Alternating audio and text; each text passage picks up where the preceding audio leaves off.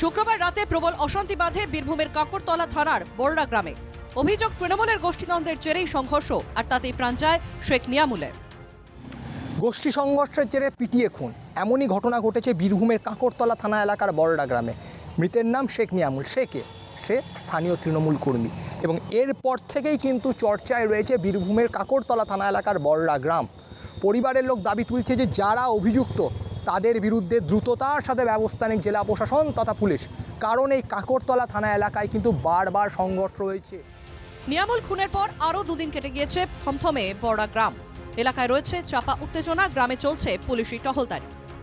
যে ওই এলাকায় তৃণমূলের গোষ্ঠীদ্বন্দ্ব দীর্ঘদিনের এবং বারবার দুই গোষ্ঠী সংঘর্ষে জড়িয়েছে এবং যে কারণেই কিন্তু প্রাণ গেছে শেখ নিয়ামুলের। কিছুদিন আগে জামালপুরেও কিন্তু একইভাবে ওই কাকরতলা থানা এলাকার জামালপুর গ্রামে কিন্তু একইভাবেই দুই গোষ্ঠী সংঘর্ষে জড়িয়েছিল এবং তারপর থেকে গ্রামকে শান্ত রাখতে কিন্তু এবার তৎপর পুলিশের পক্ষ থেকে গত পরশুদিন রাত থেকে বিশাল পুলিশ বাহিনী মোতায়েন করা হয়েছে বড়রা গ্রামের একাধিক জায়গায়।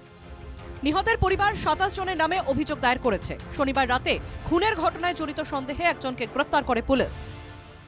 মেন হচ্ছে সে কালো, মিলন, জাফাই, দিলখুশ, সাদ্দাম।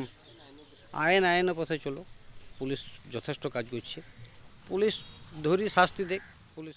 আমরা কোনো হানাহানিকে প্রশ্রয় দিই না। আমরা চাই আইনের পথে চলুক। আইনের প্রতি আমাদের বিশ্বাস আছে, ভরসা আছে এবং যেন নিরপেক্ষ তদন্ত করে দোষীদের যেন কঠোরতম শাস্তি হয়, এটাই মানুষ অপেক্ষায় দাঁড়িয়ে আছে। নিয়ামুল খুনের ঘটনায় মুখ খুলতে নারাজ এলাকার মানুষ। তবে রাজনৈতিক মহলের খবর, তৃণমূলের গোষ্ঠীদ্বন্দ্বের জেরেই এই খুন। তৃণমূলের গোষ্ঠীদ্বন্দ্বই জড়িয়ে রয়েছে। একদিকে রয়েছে স্থানীয় তৃণমূল নেতা স্বপন সেনের গোষ্ঠী, অন্যদিকে রয়েছে উজ্জ্বল হক কাদেরি গোষ্ঠী এবং যে মৃত ব্যক্তি অর্থাৎ শেখ নিয়ামুল, সে কিন্তু উজ্জ্বল হক কাদেরি গোষ্ঠী হিসাবে পরিচিত এলাকা। স্থানীয় সূত্র অন্য কথা বলছে এবং রাজনৈতিক লোকজন অন্য কথা বলছে, কারণ যে স্বপন সেনের নাম জড়াচ্ছে সেই স্বপন সেন দীর্ঘদিন ধরে খয়রাসুলে যে ব্লক কমিটি ছিল সেই ব্লক কমিটির সদস্য ছিলেন, পাশাপাশি কিন্তু ওই এলাকার একটি অঞ্চলেরও তিনি প্রাক্তন সভাপতি ছিলেন। অর্থাৎ যে নাম জড়াচ্ছে তারা কিন্তু স্থানীয় তৃণমূল নেতা হিসাবেই এলাকায় পরিচিত রয়েছে। বড়রা গ্রামের খুনের ঘটনার অভিযোগের তীর বীরভূম জেলা পরিষদের সভাধিপতি তথা তৃণমূল নেতা কাজল শেখের অনুগামীদের বিরুদ্ধে। কোনো অনুগামী নেই। যদি কেউ বা কোনো এরিয়া থেকে আমাদের কাছে আসে যে আমি কাজল শেখ অনুগামী, আমি আপনাদের মাধ্যমে পুলিশ প্রশাসনকে বলবো তাকে অতি দ্রুত গ্রেপ্তার করে অন্ধকার কারাগারে নিক্ষেপ। কবে? কালকে রাত্রে লোহার রড বাঁশ দিয়ে মারা হয়েছে এবং তাকে খুন হয়ে গেছে। পুলিশ ব্যবস্থা নিচ্ছে। নানুরও আগুন লাগিয়ে দিয়েছে বাড়িতে, তার জন্য পুলিশ আছে। এই বীরভূমের দুইটা গোষ্ঠী, একটা কেসটা আরেকটা তার বিরুদ্ধে। দিদি কেসটার পক্ষে, খোকাবাবু আরেকজনের পক্ষে, সবাই জানে এটা। এখন লড়াইটা হচ্ছে দিদি ভার্সেস ভাইপোর লড়াই, পিসি ভার্সেস ভাইপোর লড়াই। কয়েকদিন আগেই কাঁকর থানা গ্রামে মুড়ি মুরগির মতো বোমা পড়ছিল। প্রশ্ন হলো, কেন কাকরতলা থানা এলাকায় বারবার বোমাগুলি চলছে? কিসেরই বা বারবার অশান্তি?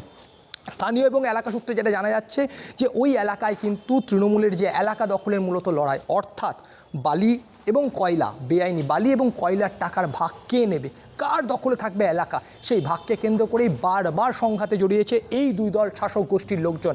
একদিকে স্বপন সেন, অন্যদিকে রয়েছে উজ্জ্বল হক কাদেরি। বীরভূমে একের পর এক খুনের ঘটনার জেরে আইন শৃঙ্খলার পরিস্থিতি নিয়ে সরব বিজেপি। পয়সার লোকটা এমন জায়গায় গেছে, এদেরকে থামানো খুব দুরূহ ব্যাপার।